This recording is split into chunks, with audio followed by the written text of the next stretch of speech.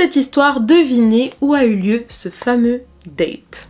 Je vais faire comme si je l'avais pas écrit dans le titre. C'est dans un club. Oui, dans une boîte de nuit, mesdames et messieurs. Alors, les Québécois, ils disent un club, donc je dois m'adapter à tout le monde.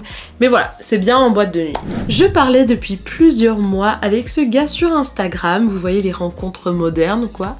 Et au bout de 3 mois, il m'a proposé qu'on se rencontre à l'anniversaire de son ami en boîte de nuit. Ai-je besoin de vous dire que c'était pas vraiment l'endroit que je m'imaginais pour un date, un rencard amoureux romantique. C'était pas vraiment l'idéal pour discuter, mais bon, on va dire que certains gars ne manquent pas d'imagination. Ou oui, justement, pour proposer un endroit pareil, oui. Quand il m'a proposé ça, je lui ai dit que j'étais pas vraiment à l'aise parce que déjà je m'imaginais pas un endroit comme ça pour faire une première rencontre, mais aussi parce que je connaissais pas vraiment ses amis, ni même lui que j'avais jamais rencontré. Il m'a rassurée en me disant qu'il n'allait pas me laisser seule, qu'il me présentera à tout le monde, qu'il me mettrait à l'aise, en confiance, blabla. Ça ne vous rappelle pas la première histoire? Moi oui. Bref, après avoir été rassurée, j'ai accepté. J'aime bien les choses hors du commun. Et je me suis dit, si jamais c'est quelqu'un de sympathique, qu'on soit au resto ou en boîte, ça va bien se passer, ça va rien changer. En venant me chercher, il faisait le mec galant à m'ouvrir la porte, mais une fois arrivé là-bas, c'était très différent. Il m'a présenté vite fait à ses potes et après, il m'a laissé sur le côté. Même la plante du coin se sentait plus incluse que moi. J'essayais de m'intégrer au groupe comme je pouvais, j'essayais de lui parler, de parler à ses amis, mais il y avait rien à faire.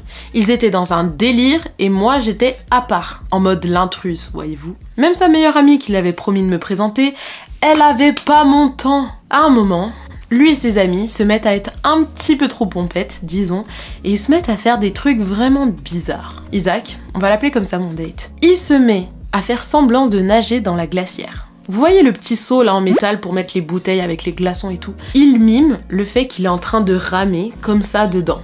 Il prend la petite pelle et il fait comme ça. Il rame. Mais ça c'est rien. À un moment, il plonge sa grosse main dans le seau. Il ramasse une poignée de glaçons et pour une raison obscure, il se met à jeter les glaçons en l'air. Pourquoi? Je ne sais pas. Moi qui n'étais pas très loin de là et qui m'emmerdais comme un rat mort, je reçois le tas de glaçons en plein visage. Oui. Mais quelle soirée incroyable! Je veux rentrer. Maintenant. À ce moment-là, j'ai juste envie de prendre mes clics et mes claques et me barrer. Ou crisser mon camp. En bon québécois. Je vais tout d'abord aux toilettes pour ventiler un peu et lorsque je vais pour prendre mon téléphone pour appeler un taxi, un Uber, tout ce que tu veux, je me rends compte qu'il n'a plus de batterie. Je me dis pas de soucis, une fois que je vais revenir des toilettes, je vais emprunter celui d'Isaac. Mais le truc c'est que je le trouve plus. Je vais donc voir son frère et je lui demande s'il peut m'aider, mais apparemment m'aider c'était le dernier de ses soucis. Il décide que c'est le moment parfait pour commencer à me draguer. Et c'est pas le gars, il commence à me toucher les fesses. Moi je suis là et je me dis mais c'est pas possible. Là je suis fatiguée, j'en peux plus, j'ai passé une soirée de merde et je veux juste rentrer chez moi. Donc là je pète un câble et je lui dis alors déjà toi tu ranges tes mains espèce de gros dégueulasse parce que t'as 3 fois mon âge alors tu te calmes. Et de 2, je cherche ton imbécile de frère qui m'a fait vivre une soirée de merde et maintenant j'ai envie de rentrer chez moi. Alors tu me dis où il est ou je te pète la gueule. C'est compris?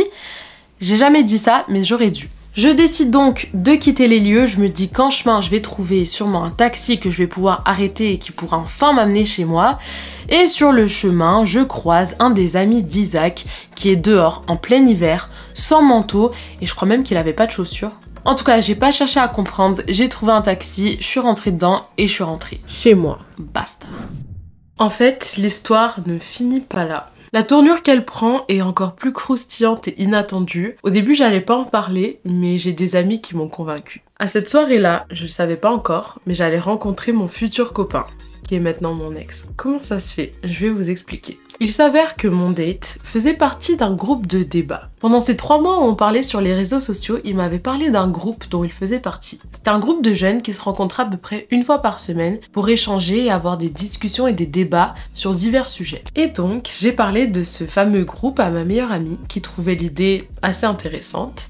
Mais après ce date foireux, disons que j'avais pas vraiment l'intention de revoir ni de reparler à ce gars. Mais ma meilleure amie était vraiment très intéressée d'aller faire des débats visiblement parce qu'elle m'a convaincue d'aller assister à une de leurs rencontres de discussion, de débat et bref, on est allé. Et franchement, la première fois que j'ai revu le gars du date, c'était très malaisant. Je lui ai pas adressé la parole, on se calculait pas trop, mais je sentais quand même l'atmosphère de gêne. Et finalement, après cette première expérience au sein du groupe, on a trouvé ça assez intéressant et on a décidé d'y retourner. On y est allé une fois, 2 fois et ça a commencé à être récurrent et on est devenus potes, on va mettre ça entre guillemets parce qu'on n'a jamais été plus que courtois avec ces gens-là. Mais on s'entendait bien, on faisait des activités, on partait dans des chalets, on faisait des formations, plein de trucs intéressants. Donc voilà, il y avait une belle énergie de groupe. Et moi, avec le gars avec qui j'étais allée en date, on était courtois mais sans s'apprécier plus que ça.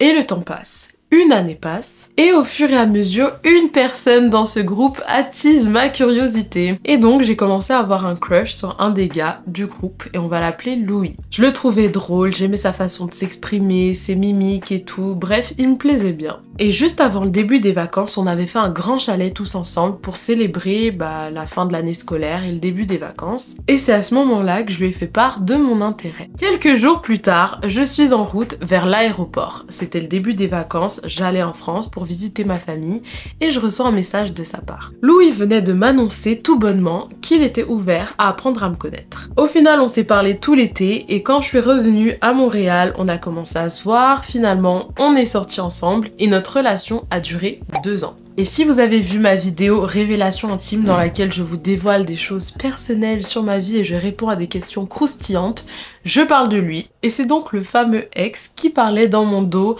me dénigrait et m'insultait avec tous ses amis. Et avec le recul, je pense que j'ai jamais été dans un groupe aussi toxique que quand j'étais dans ce groupe de débat. C'est un groupe de mecs qui jugeaient absolument tout le monde et le mec du date, c'était le pire. Il parlait mal des femmes et quand ces gars-là buvaient, ils devenaient fous. Vraiment, j'ai pas d'autres mots et je vais pas en dire plus, mais j'ai vu des choses... voilà, faites-moi confiance, ils se transformaient. Mais tout ça pour dire que cette histoire est vraiment rocambolesque. Ça sort du commun, ça prend une tournure très particulière. Je vais à un date dans une boîte de nuit. Je rencontre un mec avec qui ça se passe pas du tout bien, mais à ce date, je rencontre un de ses amis avec qui 1 an plus tard, je vais finir par être en couple pendant 2 ans. Enfin, c'est quoi cette vie ? Des fois, je me dis, on pourrait s'inspirer de ma vie et faire un film ou une série pour ados. Tellement il se passe de trucs improbables. Bref, j'espère que cette vidéo vous a plu. J'espère que mon histoire vous a surprise. Dites-moi ce que vous en avez pensé. Je lis tous vos commentaires. Il me reste encore des histoires à raconter, des anecdotes, des storytime. Alors si vous aimez ça, c'est parfait. N'oubliez pas de me dire en commentaire si vous préférez le format long ou le format court de vidéo. Comme ça, je peux savoir si je fais des parties 1, 2, 3 ou si je mets tout dans la même vidéo. Et sur ce, je vous dis à la prochaine dans une prochaine vidéo. Bisous!